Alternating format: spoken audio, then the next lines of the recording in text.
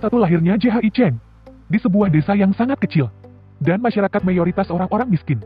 Terjadi sebuah fenomena yang menakutkan. Langit menjadi gelap, guntur menggelegar, angin bergemuruh. Membuat orang di desa itu ketakutan. Orang-orang di desa sangat menggigil karena takut bencana akan datang. Apa yang sedang terjadi? Kenapa langit ini menjadi menakutkan? Melihat petirnya meluas, bukan hanya di desa kita, tapi itu menyebar hingga miliaran mil.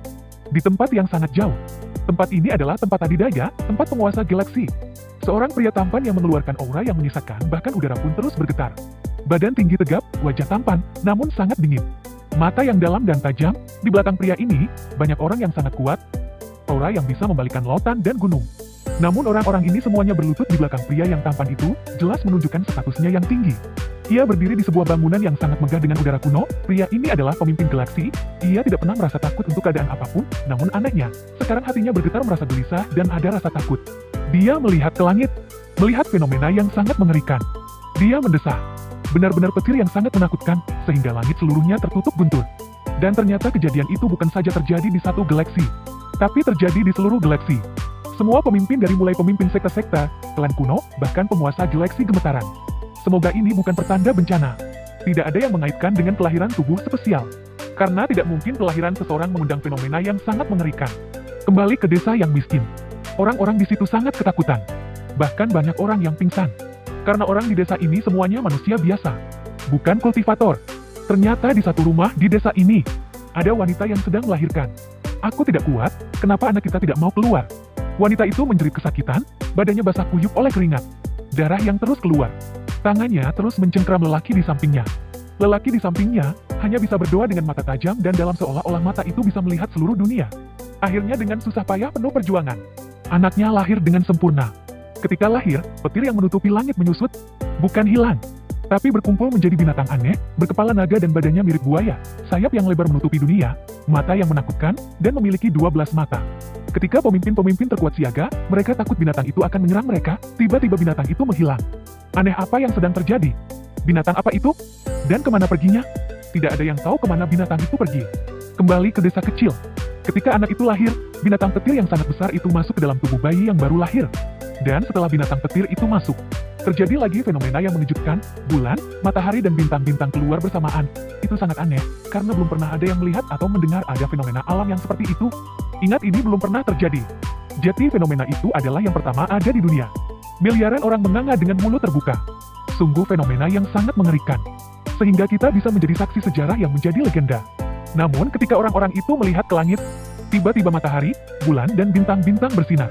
Sehingga orang-orang itu tidak ada yang bisa membuka matanya. Ketika semua orang tidak ada yang bisa membuka matanya, anak yang baru lahir itu bersinar dan semua cahaya yang menutupi dunia terserap ke dalam tubuh bayi yang baru lahir itu. Langit kembali lagi seperti semula. Ketika orang di dunia penuh dengan kebisingan mendiskusikan kejadian itu. Di rumah sederhana, wanita yang baru melahirkan tercengang memandangi bayinya sendiri. Dia berkata kepada lelaki di sampingnya, "Sepertinya kita tidak bisa terus pensiun. Chandler tidak ditakdirkan untuk menjadi manusia biasa." Ternyata pasangan suami istri ini bukan orang biasa. Keduanya adalah kultivator yang sangat kuat, karena kultivasinya sangat tinggi. Jangankan penduduk desa yang manusia biasa, bahkan kultivator kerajaan yang dianggap dewa oleh para penduduk desa tidak mengetahui pasangan suami istri ini adalah kultivator. Ketika wanita yang cantik ini menyebutkan kata pensiun, suaminya mendesah. Suaminya menjawab, "Ini takdir, jika kita memaksa Chandler untuk menjadi manusia biasa, kita benar-benar menganiaya Chandler. Karena Chandler harus menjadi kultivator. Aku sebagai ayah tidak bisa membiarkan anak kita biasa-biasa saja. Aku akan melihat garis keturunannya terlebih dahulu, sehingga aku bisa tahu sumber daya apa yang bisa berguna untuk Chandler." Suami tunggu, "Ada apa? Anak kita belum diberi nama." "Istriku, aku sudah memikirkannya." "Apa nama anak kita?" "Aku akan memberi nama dari keluargaku." "Apakah kamu keberatan?" "Tentu saja tidak. Keluargamu sangat jauh. Itu terpisah bukan saja antara dinasti, tetapi antara galaksi. Itu sangat jauh, terpisah antara 5 galaksi dan miliaran bintang-bintang. Seharusnya tidak ada yang curiga dengan nama Chandler. Tapi jika diberi nama keluargaku, sangat bahaya untuk Chandler. Karena keluargaku masih di galaksi ini. Ketika aku pergi, orang-orang mengetahui bahwa aku telah mati. Sehingga penguasa galaksi kita murka terhadap klanku. Karena penguasa galaksi sudah melamarku. Sehingga mereka menghukum klanku meski tidak berlebihan. Namun, jika penguasa tahu bahwa Chandler adalah anakku, aku takut mereka akan membahayakan Chandler. Haham, aku mengerti istriku. Jika aku tidak ingin keberadaanku ditemukan, aku sudah memusnahkan penguasa galaksimu. Namun aku harus merahasiakan keberadaanku. Jati membuatmu menderita? Maaf membuatmu harus mengikutiku dalam keadaan seperti ini. Suamiku jangan bicara seperti itu. Bisa hidup bersamamu, itu hal yang paling bahagia dalam hidupku. Muar terima kasih. Haha suami jangan berkata seperti itu. Jika dunia tahu aku adalah istrimu, mungkin jutaan wanita akan mengutukku. Oh kamu ini. Suaminya tersenyum bahagia. Muar nama anak kita Ji Chen. Apakah kamu menyukainya? Suami aku sangat menyukainya. Kalau begitu aku akan menguji garis keturunannya sekarang. Dia membawa Ji Chen ke sebuah formasi.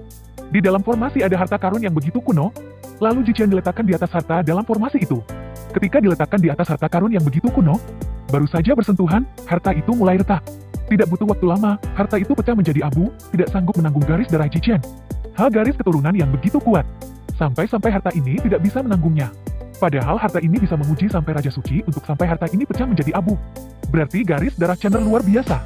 Bahkan di klan, hanya aku yang mempunyai garis keturunan Raja Suci. Chandra benar-benar hebat. Suami apa yang terjadi? Muar kamu tenang tidak perlu khawatir. Harta ini tidak sanggup menanggung beban garis keturunan Chandra. Aku akan menggunakan harta abadi, harta yang berasal dari alam surgawi, sehingga itu bisa menguji garis keturunan Chandra. Aku ingin melihat tingkat apa garis darah Chandra.